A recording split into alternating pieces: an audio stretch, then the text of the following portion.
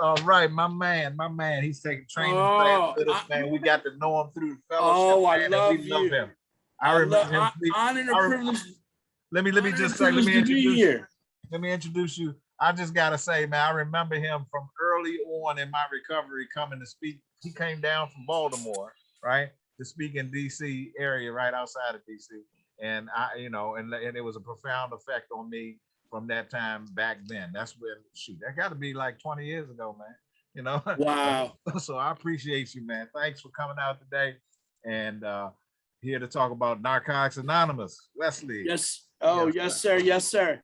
Mhm. So first, before I get into anything, I just want to thank Tree of Hope Multi-Pathway Speaker Jam, One Recovery, Many Paths.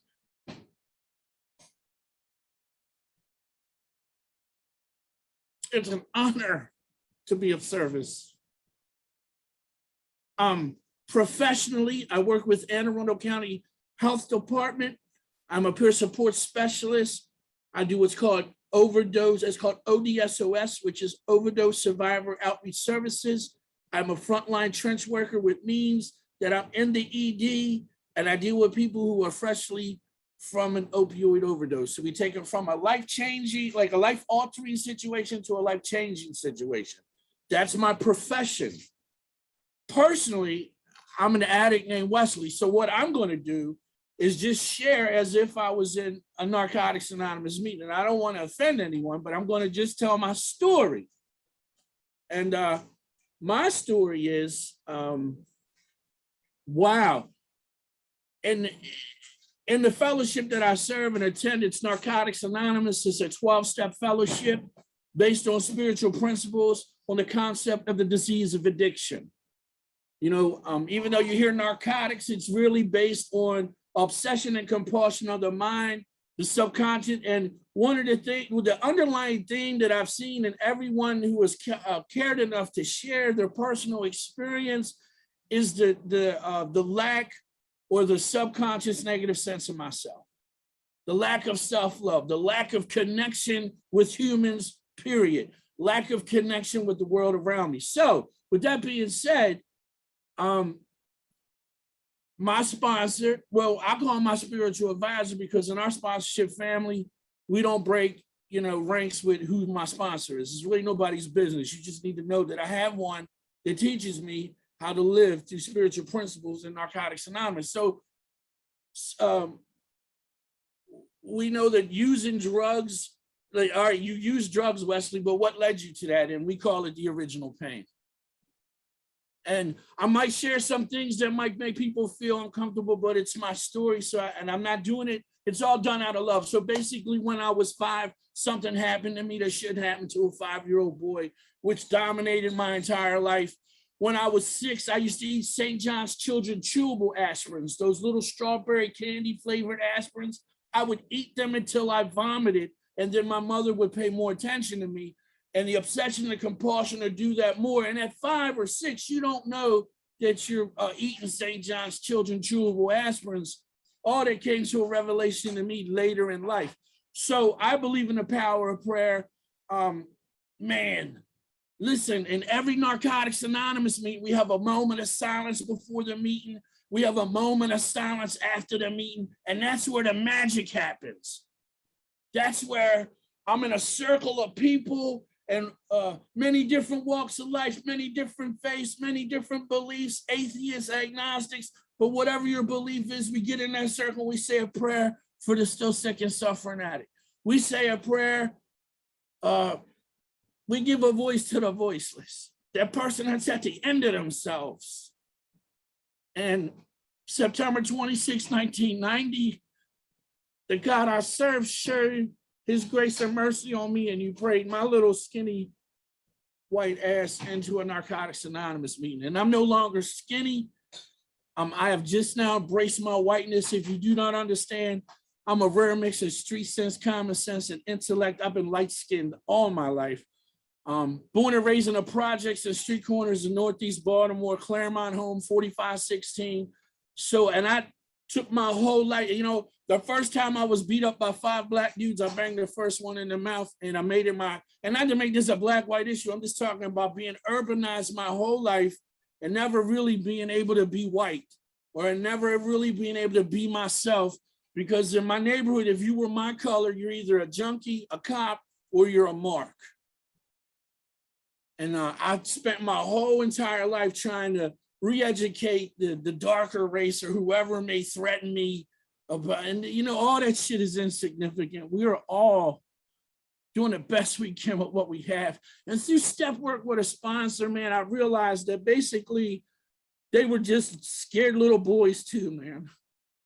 A lot of us are just like little boys and little girls trapped in men and women's suits who still just struggle with just trying to learn to grow up. And, you know, I got clean when I was 19. I smoked some weed. I did some wet, some PCP. I ate some pills.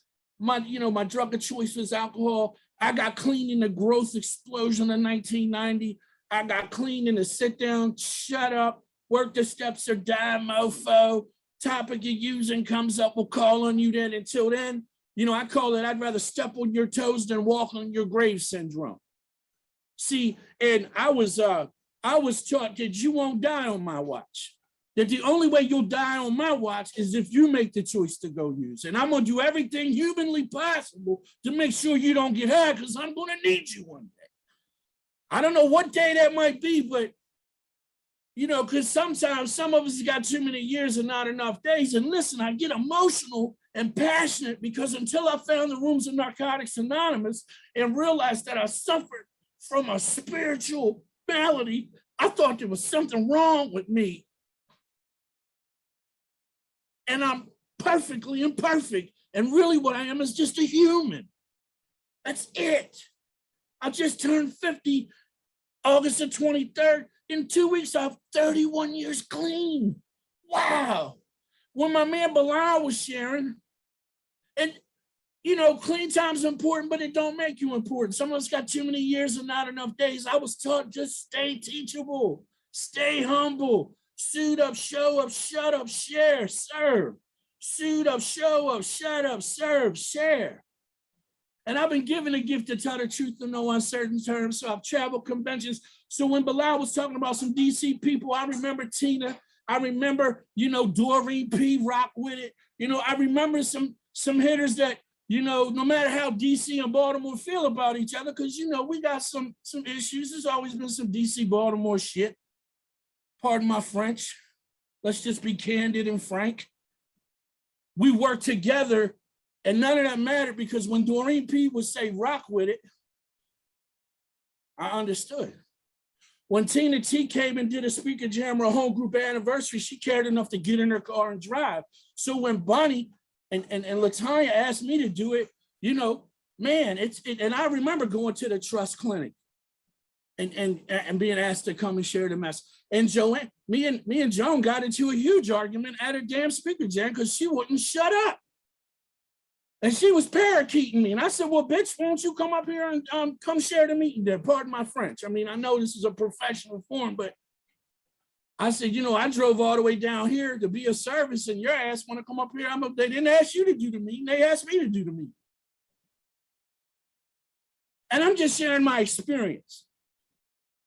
And I thank God that I have and look, it took me a long time to, I was either horny, hungry, or angry. And with the original pain, with that stuff that happened to me as a kid, the PTSD, the trauma, the violence, you telling me that, and addiction saved me for a long time. Blocked out the pain of that little boy. Because I didn't have the emotional, spiritual, mental, and God bless my parents. As I am a parent, and I have a 17-year-old daughter who is in the midst of her own addiction, whether it be pot or Adderall or whatever she's going through in her trans thing. And oh, dude, it's just like a sad after school special. My job, you guys poured so much love and hope into me, is just to love on my kid and not reject her and run her to other people. And she's biracial, so she claims that she's a black woman, but she has a white daddy. And, you know, and not to make this prejudice, but I grew up with all that stuff, the racism, the prejudice, the overcompensating for my lack of black, just all that bullshit. That I could just come and be myself. That I can make a difference in my own life through spiritual principles. And I don't ever have to use again. And I've had to, as a peer, I've had to open my mind to other things because I got one disease, one fellowship, one sponsor. There's a lot of stuff that I have to take in to open my mind up to a lot of times I'm not open for. But guess what? Whatever I need to do to further the message of recovery for whoever it might be, how's that working for you? The humility to understand that I don't have all the answers and that the lens of the way I see things is not always the lens. It's hard to see the picture when you're part of the frame. Just the humility to just, you know, just to reach out to some people, because I might get a participant that wants to go to Marijuana Anonymous. I might get a participant that's a Buddhist. Like, you know, as I get humbled that I've been clean as long as I've been clean, because most of the people that I grew up with are in prison or in jail. And I don't say that to tell any particular badge of courage. You're looking at blood, sweat, tears, and years of just doing the wrong thing. Sometimes I'm not a good example of a bad example. So I get emotional and humbled with where God has put me. You know, that life still happens. You know, look, with 30 years clean, going to Narcotics Anonymous meetings still makes sense. No, look, my spiritual God, I talked to him this morning because I got into an argument with somebody that lives with me. And the argument could have been avoided by me just not being paranoid about their using or something. Like, yo, mind your business, yo. It'll come out. Look, my mom used to say, but don't come out in the wash and come out in the rinse. We talk about we want to help people and we want to control how they react when we help them. Be like, yo, are you God Jr.? I'm not God Jr. Captain Clipboard. I fly around with my clipboard, taking everybody's everybody. That's Marijuana Anonymous. They suck. Go do a real drug. Oh, he's a Muslim. I can't get with him because I'm a professed follower of Christ. And really, I don't even claim Christian. I'm a follower of God and principles. It's the same thing. Many paths, one recovery. And who am I? And it took me years because I used to just be so, and I owe my life to Narcotics Anonymous. See, we don't adapt our lives to we don't adapt Narcotics Anonymous to our life. We adapt our life to Narcotics Anonymous, which means that I live through spiritual principles, which teach me to learn to empathize with those around me as I do a 6-step, which talks about my defects and shortcomings. And as I get to 7, which lets me to humbly ask the God that I serve to, like, and my prayers are simple. God, help me to decrease and help you increase. Help me to be more like you and less. I need to be submissive to spiritual principles. And guess what? I'm not a submissive person. I'm a little animated. I'm a little passionate. And I'm confrontational because I come from all that stuff that says, yo, you got to be hypervigilant because it's part of the PTSD. And that's not counting the other things that I suffer from. The mental illness of bipolar 1, seasonal affect disorder, PTSD from a guy trying to murder me in a recovery house because he was high. And I almost got the knife and killed him. And I'm not trying to make anyone uncomfortable in here. They asked me to share my experience and the path that I chose. Both of my parents were in AA. That's how my mother met my stepfather. He was the king of the hobos and would get all their money and make sure they got fed and make sure they all stayed, you know, not drunk, but, you know, I don't know if you've ever watched an alcoholic go through delirium tremors. DTs is the worst thing. And he would give them just enough to get them right. Then he would go over to the AA meeting and make time with my mom so he could get free sandwiches. And she said, your ass ain't get no sandwiches. You need to stay in the meeting and then I'll get the sandwiches for the fellas.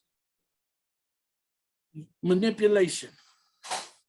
And a lot of what I go through is spiritual manipulation and emotional blackmail. My disease wants me to go, and I gotta go back to the little boy. I call him holler at your boy. That's Wesley. I gotta go back to little Wesley. You know how at the holiday you got the small table for the kids and the adult table? A lot of times I gotta go tell little Wesley, homeboy, I love you. You're amazing, but you need to sit your little self down at this table. And I need to go over here and do adult stuff. And I do that through staying clean no matter what. Like I don't use nothing. Nothing. I don't use nothing. I don't use nothing. I don't take no road, but look, nothing. Now I go to the doctor and do what I need to, and I'm not judging anybody on here. You do what you need to do. But for me, staying clean must come first. And then through the process, man, I've been through so many different things, and I thank God I'm a peer. Like I was custom made. Like I'm cut from a different cloth, and they don't make that cloth anymore. You understand? Like when I'm talking to my participants or the individuals that I'm reaching out to, I've pretty much, and I'm not saying that I'm not fit for everything, but man, there ain't too much they can tell me that I ain't been clean through or done or that I know somebody. And man, the fellowship saved my life. The program of Narcotics Anonymous saved my life. And I'm forever grateful to the Father Fellow, to the place they gave us, where Jimmy knew he needed to get the traditions, and he talked to Bill, and they was networking long before. And a lot of people don't understand the history of Narcotics Anonymous, that we couldn't have meetings. There was a law called the Rockefeller Law, that if other people who suffer from our disease met, you would get arrested on sight. We were treated like animals. We're free. It's a worldwide fellowship. And it's not the only way, but it's the way that works for me. And what has happened to me as I get older and I learn from other people, like I was listening to Bilal share, man, and I was listening to Rich and my man Sebastian, like it just, but sometimes we get so busy in life and we get so caught up with what we do. And we forget that there are other worlds out there, that there are other people out there. You never know who's going to help you. And listen, I was a little kid when I got clean. I was 19. I'm 50 years old. I've been clean for 30 years. In 2 weeks, I celebrate 31 years at my Narcotics Anonymous home group called Surviving Against All Odds. And look, I'm getting ready to get my peer certification. And man, I'm so grateful, but I still got life going on. My wife is sick. I'm not always a good husband. I argue about taking out the trash. My dog, I got like a crackhead dog. My dog is just a big pain. I'm always surrounded by women.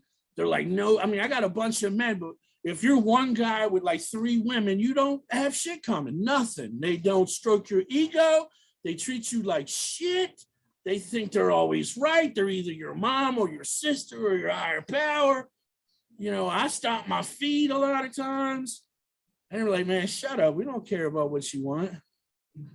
So look, I know I probably got to go. I probably shared way too long, but listen, in the program of Narcotics Anonymous, we pray, we go to meetings, and we don't pick up. It's suggested that you do a meeting a day for the first 90 days. It takes about 90 days to acquire a habit, change people, places, and things.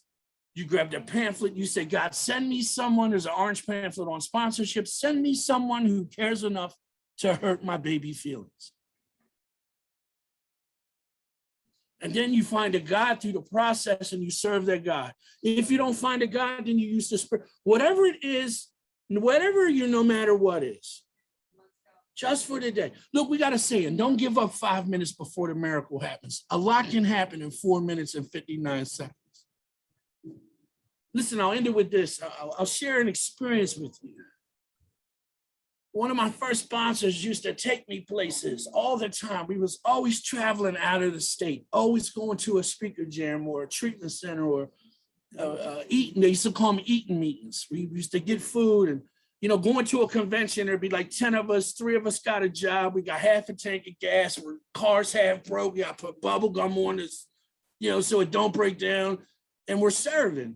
And my sponsor at the time taught me how to pray with others. I said, well, why do we pray with others? Because he said that a special thing happens in the circle. You learn to connect with others on a deep level. Then I said, well, why are we always going places? And there was a guy named Oakley and my sponsor, Alan A. at the time. And they both looked at me and said, Wesley, we owe big time. We'll never be able to repay our debt. So we always stay in position to answer the call for help. That's why on a Saturday at 2:21 p.m., I'm sharing with you the gift of recovery. And I pray that you got something out of it. I pray that if there's anything I can do to help any of you, please feel free to reach out. And if you're struggling, you are not your disease. You are not your defects. There's power in being powerless enough. Thank you so much. Honor and privilege to be here. Bunny and Latanya mean so much to me. You know, have no idea how much I love you. I'm so glad I met you professionally. And I want to just thank everyone who's on this platform for being of service and allowing me to let you see me for who I really am and loving me right where I'm at. Thank you so much. And I'm not a representative of Narcotics Anonymous because I just don't do that, but it's the path that I chose. I'm a humble, grateful servant. God bless you. Thank you for letting me share. If anybody has a question or want to know something, I'm not sure how much time we got, and I just pass it off to Latanya. Thanks for allowing me to be of service.